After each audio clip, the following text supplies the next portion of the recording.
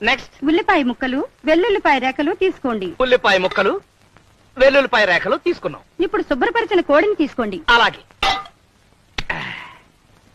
తీసా. ఏంటమ్మా చలేస్తుందా? ఒక్క నిమిషం ఆగు. ఒంటి నిండా మసాలా పూసుకుని వేడి వేడి నూనెలో స్నానం చేద్దు గాని.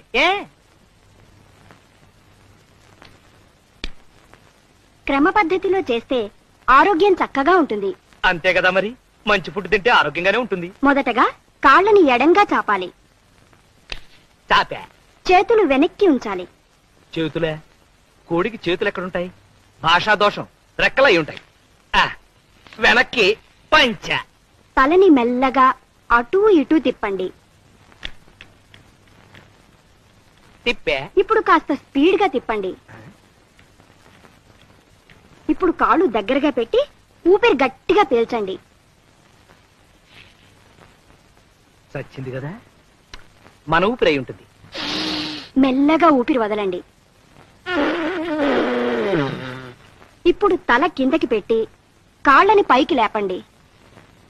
తల కిందకి, కాళ్ళు పైకి లేపిన కాళ్ళని మెల్లగా అటూ ఇటూ ఊపండి.